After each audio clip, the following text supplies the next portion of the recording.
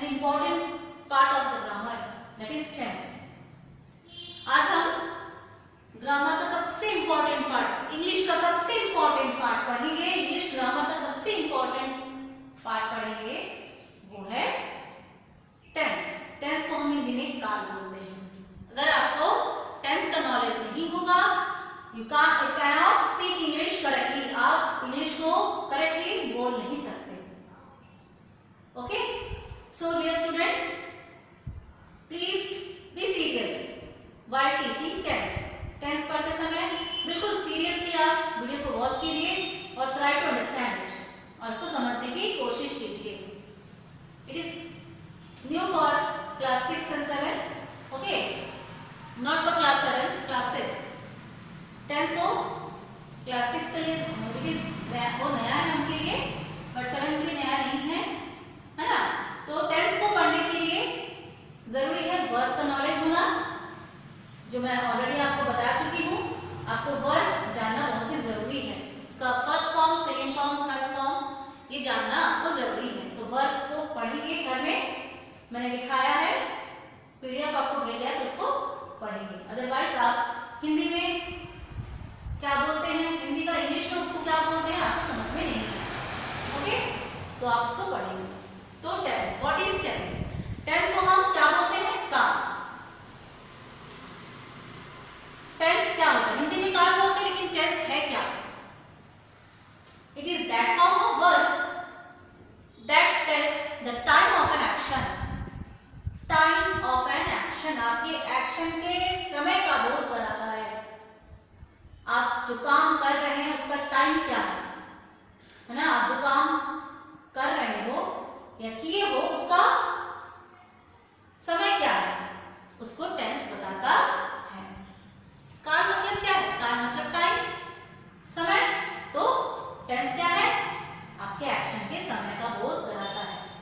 Okay, तो English में 3 tenses है, present tense, past tense and future tense. कौन से tense? Present tense. Present tense को हम वर्तमान काल बोलते हैं, वर्तमान काल, है ना। तीन ही तो होता है, जो चल रहा है उसको वर्तमान काल, और जो बीत गया है, हम छोटे थे, है ना, तो वो पास्ट टेंस होता है, भूतकाल। पास्ट टेंस को हम भूतकाल कहते हैं। और कौन सा होता है?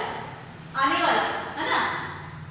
हम कॉलेज में पढ़ेंगे, ओके, ये भविष्य हमारा, तो ये फ्यूचर टेंस, भविष्य काल, भविष्य काल। तो 3 प्रकार के काल है, present tense, past tense and future tense. 3 ही तो समय होता है, जो वर्तमान चल रहा है वो, जो बीत गया है वो, और जो आने वाला है वो। लेकिन इन तीनों के अलावा भी इन तीनों को आगे और 4 भागों में बांटा जाता है। Each tense further divided into 4 parts. इनको फिर से 4 भागों में बांटा जाता है। फर्स्ट है सिंपल और इंडेफिनाइट, सिंपल और इंडेफिनाइट टेंस। सेकेंड है कंटिन्यूअस, थर्ड है परफेक्ट, देन परफेक्ट कंटिन्यूअस। तो टोटल तीनों को हम 4-4 भागों में बांटेंगे, तो टोटल हमारे पास कितने हुए? 12 टेंसेस। कितने? 12। 3 टेंस है, तीनों को 4 भाग में बांटेंगे तो टोटल 12। ओके, तो आज हम सबसे पहले पढ़ेंगे present indefinite tense. Present indefinite tense, okay. Present indefinite tense, कोई भी हिंदी वाक्य को हम कैसे पहचाने कि वो प्रेजेंट इंडेफिनाइट टेंस में है ना। तो पहचान क्या है? तो मैंने पहचान लिखा है, जिस हिंदी वाक्य के अंत में ता है, ती है, ते है, ताहू, ती हूं इत्यादि लगा रहे, तो ऐसे वाक्य को हम प्रेजेंट इंडेफिनाइट टेंस में बदलते हैं, या वो प्रेजेंट इंडेफिनाइट टेंस में होता है। ता है, ती है, ते है, ताहू, ती हूं। मैं स्कूल जाती हूं, मैं खेलती हूं, वो खेलता है। आया वाक्य में ता है, ती है, ते है, तो ऐसे वाक्य प्रेजेंट इंडेफिनाइट टेंस होता है। सूरज पूर्व दिशा से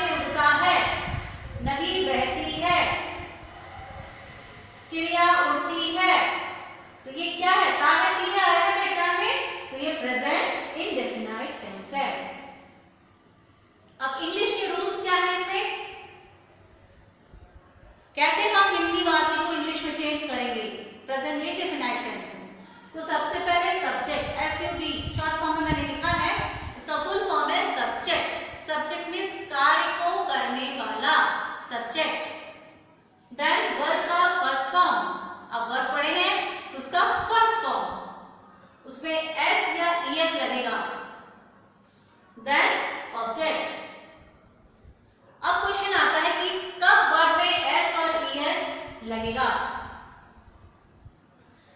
यहां मैंने यूज बताया है singular subject, when your subject is singular.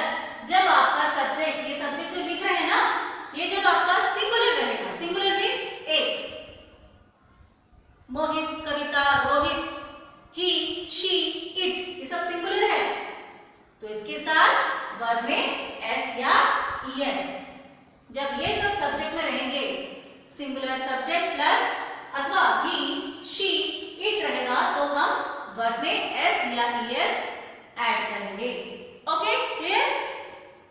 तो आज हम अफर्मेटिव सेंटेंस का पढ़ते हैं। Affirmative sentence, okay. Affirmative sentence, सबसे पहले देखिए एग्जांपल देखिए, गीता पुस्तक पढ़ती है। गीता पुस्तक पढ़ती है। वाक्य के अंत में ता है, ती है, ते है, आया है, ती है आया है, तो ये प्रेजेंट इंडेफिनाइट टेंस है। गीता पुस्तक पढ़ती है, प्रेजेंट इंडेफिनाइट टेंस हुआ। अब इसको चेंज करेंगे इंग्लिश में, सब्जेक्ट प्लस वर्ब का फर्स्ट फॉर्म प्लस एस या ईएस प्लस ऑब्जेक्ट। तो सब्जेक्ट यहाँ पे क्या हुआ, गीता, कार्य करने वाला कौन है, गीता, तो गीता का सब्जेक्ट हुई गीता।